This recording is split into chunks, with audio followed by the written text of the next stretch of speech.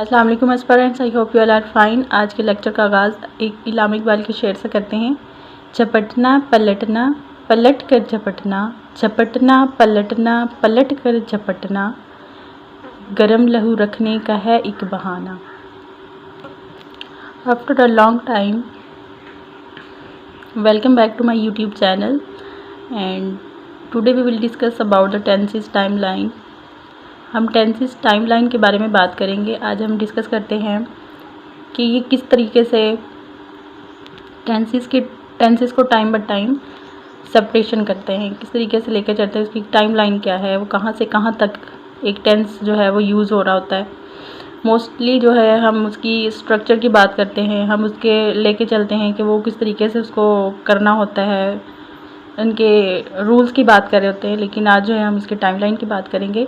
अब जो present indefinite है, क्या होता है कि मौजूदा अमल को बयान नहीं करता, बल्कि ये आलमगीर की सच्चाई और अदात को जाहिर करता है, यानी फैक्ट्स और फिगर्स की इसमें बात होती है। तो यानी ये इसको मैं थोड़ा सा और डिफ्रेंशिएट करती हूँ। अच्छा, सबसे पहले इसके हम यूजेस को देखते हैं कि इसके यूजेस क्या क्या हैं। तो इसमें क्या होता है कि ये क्या करता है कि टू एक्सप्रेस अ हैबिट और रिपीटेड एक्शंस, ठीक है। इसमें रिपीटेड एक्शंस और हैबिट्स को इसमें जो है इसमें इसका यूज़ होता है। जैसे कि आई गो टू कॉलेज डेली, अब ये क्या हो रहा है, डेली काम हो रहा है ना। He goes to his village every Sunday, अब एवरी संडे जो काम हो रहा है वो क्या है, उसकी हैबिट है या वो एक रिपीटेड एक्शन है। The Muslim celebrate Eid ul Fitr on 1st of Shawwal every year, सही है।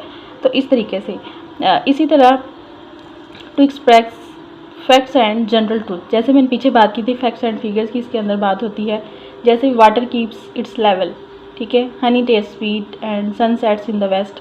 तो ये क्या है, ये आलमगीर सच्चाई है। हमेशा जो सूरज है वो कहाँ से सेट करता है। तो आपको जो भी जनरल फैक्ट्स और फिगर्स की बात हो रही होगी या किसी यूनिवर्सल ट्रूथ की बात हो रही होगी, वो पता होना चाहिए वो क्या है, वो प्रेजेंट इंडेफिनिट के अंदर आएगा। इसी तरह to express what is actually taking place at the present moment, कि प्रेजेंट मोमेंट के अंदर क्या हो रहा है उस काम को बयान करने के लिए। जैसे I write the child runs, see how it rains. इस तरीके से जो भी सेंटेंसेस हैं जो मौजूदा लम्हे के काम को बयान कर रहे हों, वो क्या होंगे, वो प्रेजेंट इंडेफिनिट के अंदर यूज़ होंगे। आज मैं काफ़ी दिनों के बाद क्योंकि लेक्चर रिकॉर्ड कर रही हूँ तो काफ़ी मुश्किल हो रही है बोलने में। सो इस तरह से इसी तरह हिस्टोरिक प्रेजेंट जो होते हैं उसमें उसको जैसे कि to describe past events in order to make the decision seem more vivid and real, ठीक है। माजी के वाक़यात को ज़्यादा वाज़े और हकीकी अंदाज में बयान करने के लिए यूज़ होते हैं। जैसे the Pakistan army now advances and the bloody battles commences, सही है। तो हिस्टोरिक जो भी प्रेजेंट होता है उसको जाहिर करने के लिए वो किस में होता है, वो प्रेजेंट इंडेफिनिट के अंदर होता है। इसी तरह to quote authors whether living और डेड, ठीक है। अगर हम कोई भी कोटेशन यूज़ कर रहे हैं, अगर ऑथर लिविंग है या वो डेड है, तो हम क्या कहेंगे, जैसे हम कहते होते हैं शेक्सपियर सेज या और भी जो भी ऑथर्स हैं, तो हम उसके लिए क्या यूज़ करते हैं, हम सेज यानी प्रेजेंट इंडेफिनिट के टेंस में ही उनकी कोटेशन को कोट करते हैं। इसी तरह to express some future actions, जो भी हमने फ्यूचर एक्शंस एक्सप्रेस करने हैं इसके अंदर, वो क्या होंगे, वो प्रेजेंट इंडेफिनिट के अंदर होंगे। जैसे आई go to Murree next month, मुस्तकबिल में होने वाले ऐसे काम जिसके बारे में फ़ैसला कर लिया गया हो, ठीक है। तो to express some future actions about which a decision has been taken, ठीक है। तो I go to Murree next month, ठीक है। तो इसमें क्या है कि एक डिसीजन मेकिंग कर ली गई है कि मैंने नेक्स्ट मंथ जो है वो क्या करना है, मरी जाना है।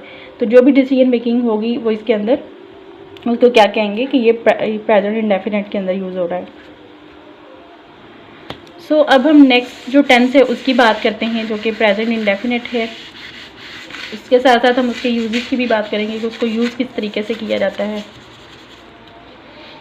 अब यहाँ पे देखें, ये वो अमल है बयान करता है जो माजी में रोनमा हुआ हो और इनका हाल से कोई ताल्लुक़ नहीं होता, ठीक है। ये माजी में काम हुआ था और माजी में ही इसका ताल्लुक़ माजी से ही होता है, बल्कि इसका प्रेजेंट से कोई ताल्लुक़ नहीं होता। अब इसके यूजेस क्या हैं कि इसको गुज़श्ता ज़माने में जो काम हुआ उसके बारे में, जैसे शी मेट मी यस्टरडे, ठीक है। तो ऐसे काम को ज़ाहिर करने के लिए, इसके अलावा ऐसे काम को ज़ाहिर करने के लिए जो माजी में आतन होता रहा हो, जैसे शी ऑफर्ड प्रेयर्स रेगुलरली। तो इसके अलावा इसकी ऐसे काम को ज़ाहिर करने के लिए होता है मगर जो माजी में तो होता रहा हो मगर अब वो ना होता हो, जैसे ही lived in Faisalabad for 4 years, ठीक है। अब इसमें क्या समझ आ रही है, वो 4 ईयर से फैसलाबाद में रह रहा था लेकिन अब नहीं रह रहा, ठीक है। तो अब इसका कोई ताल्लुक जो है वो प्रेजेंट डेफिनेट के साथ नहीं है। अब फ्यूचर की अगर हम बात करें तो ये वो जो अमल होने जा रहा हो या मुस्तकबिल में होने का इसका इम्कान हो तो वो क्या होता है, फ्यूचर इंडेफिनेट होता है। इसके हम यूजेस की बात करते हैं। इसके अंदर जब आ रहा हो ना नेक्स्ट है, tomorrow, tonight, in a few day, in a week, तो हमें समझ आना चाहिए कि क्या है, किसकी बात हो रही है, ये फ्यूचर इंडेफिनेट की बात हो रही है, ठीक है। कि यानी इसमें क्या होता है कि मुस्तकबिल के बारे में बात हो रही होती है। इसके साथ साथ जो ये भी याद रखना है कि जब कोई कंजक्शन लगा रहे हो, जैसे कि इफ़ है, बिफोर है, व्हेन है, तो इनसे पहले विल या शैल इसकी कोई शक्ल नहीं लगेगी, ठीक है। जब ये यूज़ हो रहे होंगे ना तब उस टाइम, जैसे यहाँ पे मैंने एग्जांपल ली है, when he comes I shell help him.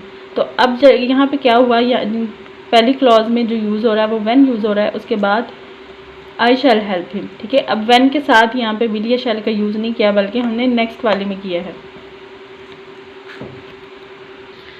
अब अगर हम बात करें प्रेजेंट कंटिन्यूस की, तो ये क्या होता है कि ये असल प्रेजेंट टेंस है क्योंकि ये बयान करता है कि काम बिल्कुल इसी लम्हे हो रहा है, ठीक है। क्योंकि हमने पीछे भी बात की थी कि जो प्रेजेंट डेफिनेट है ये मौजूदा काम को बयान करता है, यानी उसकी आलमगीर सच्चाई को बयान करता है, अदाद शुमार को बयान करता है। लेकिन जो प्रेजेंट टेंस है ये एट अ टाइम जो काम हो रहा होगा ना उसको बयान करेगा, जैसे I am writing, so I am coming, इस तरीके से ना जो मौजूदा ज़माने में हो रहे होंगे। इसके साथ साथ जैसे अगर हो ना हम चेंज करते होते हैं, इसमें चेंजिंग क्या होती है, जैसे कम है तो कम, अब हम इसे चेंज करेंगे कंटिन्यूस में, तो हम क्या करेंगे, ई को एलिमिनेट कर देंगे और सी और डबल एम आई एन जी।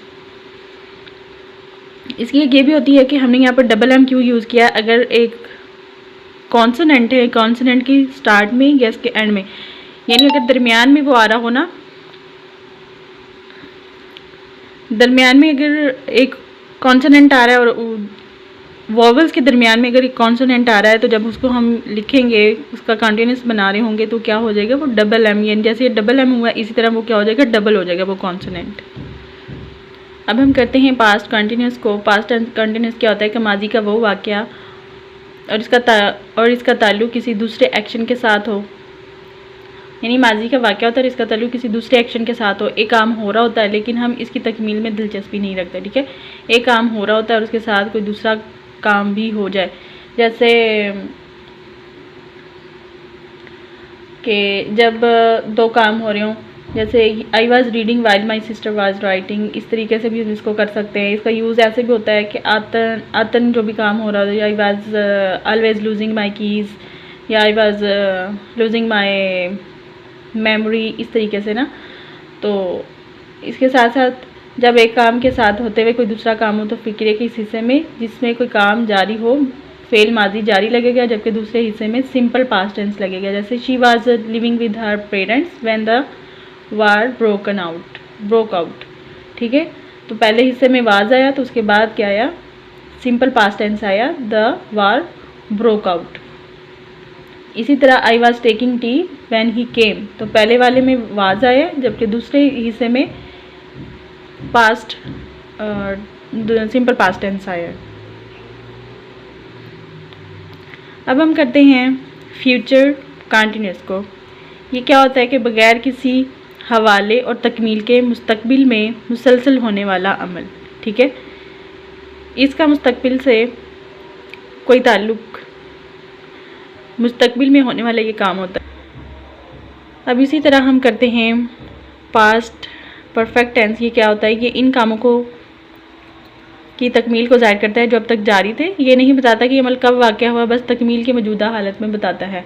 जैसे कहें कि I have posted the letter, अब ये नहीं पता कि लेटर को कब पोस्ट किया है, लेकिन अब ये पता है कि उस काम की तकमील हो चुकी है। इस तरह हम करें अगर पास्ट परफेक्ट टेंस, यहाँ पे क्या होता है कि यहाँ टेंसेस के दो हिस्से होंगे।